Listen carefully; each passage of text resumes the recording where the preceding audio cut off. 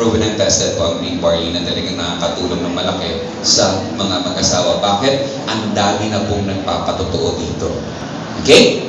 So, kung makikita po natin, tingnan po natin ang sistema natin na parang isang makina ng sasakyan. Okay po ba? Ngayon, tingnan niyo po. Paano nangyayari ngayon? Once nag-function ang water pump ng makina, ano mangyayari? Overheating, di ba? Sa katawan naman natin, ang katumbas noon, yung puso natin. Okay? Ngayon, makikita natin, kapag yung alternator ng makina ng sasakyan ay bumigay, hindi na siya makapag-supply ng tamang kuryente. Pagdating, so, walang may store ngayon doon sa baterya. Pag nagbukas ka ngayon ng ilaw, lumalabo na. So, the same din sa mata natin. Okay? So, yun lang ang inaano ko na kinakailangan, maingatan natin. Maging conscious tayo, saan? Sa pagkain, sa tubig, sa hangin. Kung hindi natin maaalagaan yan, paano? Walang gusto magkaroon ng sakit, pero saan tayo lahat papunta? Di ba sa pagkakasakit?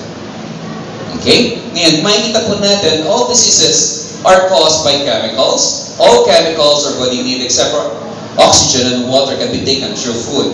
If we only know enough, all diseases could be treated and prevented through?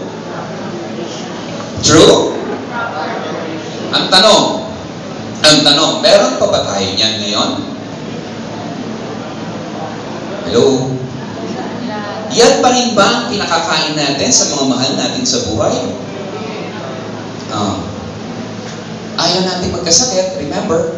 Yun ang sabi niyo po sa akin kanina. Pero, paano? Okay? So, makikita po natin, tingnan niyo po mabuti ito. Ito yung maganda rin eh.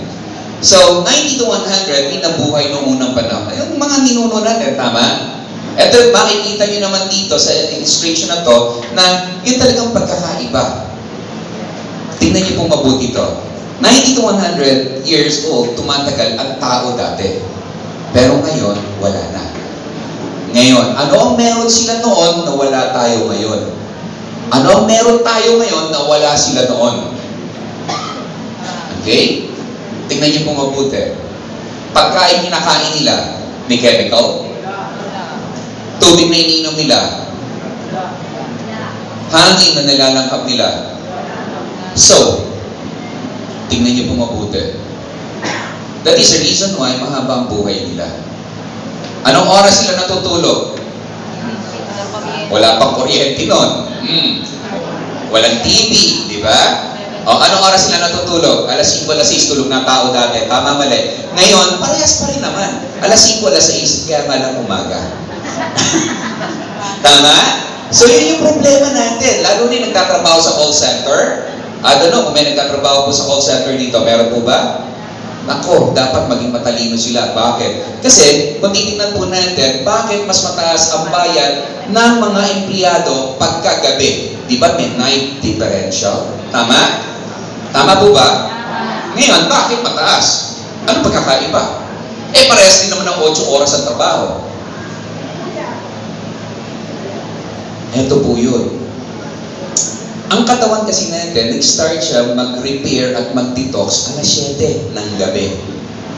7 ng gabi, kailangan natutulog ka na. Bakit? Kasi yun yung oras ng kidney mo para mag-repair siya. At mag-detox din siya. Alas 8 hanggang alas 9, yun naman yung ibang part ng katawan mo. Hanggang kahuli-hulihan, yung lungs mo. Paano ngayon? Ay gising ka.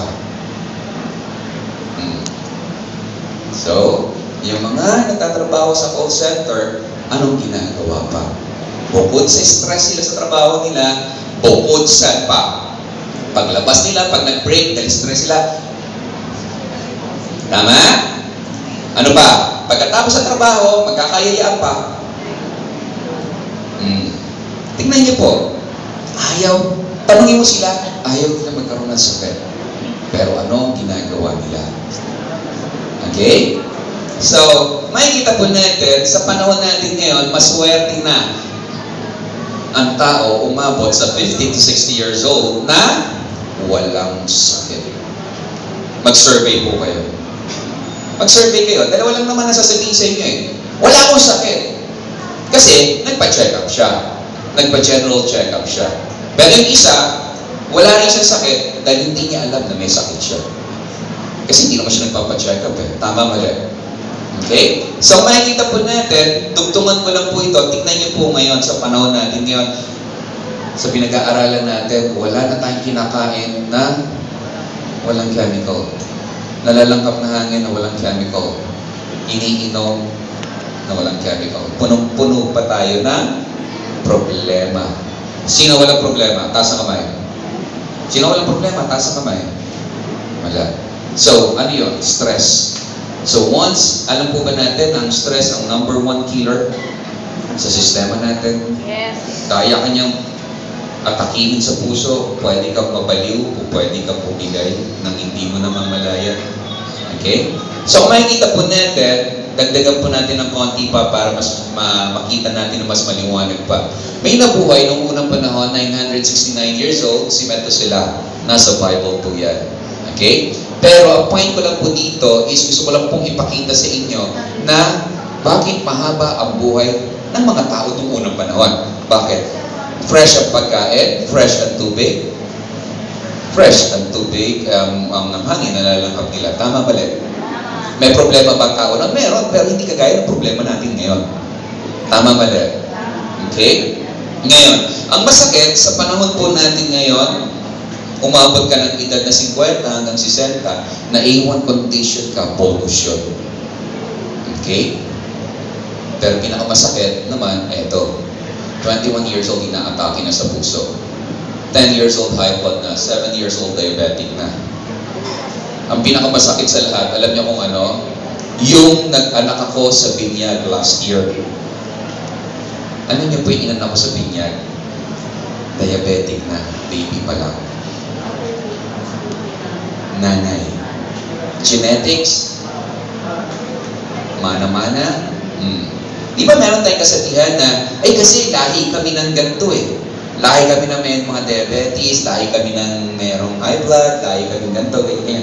Ang pinakamasakit na lahi na na-encounter ko po dito sa Green Barley, na yung lahi lang, cancer.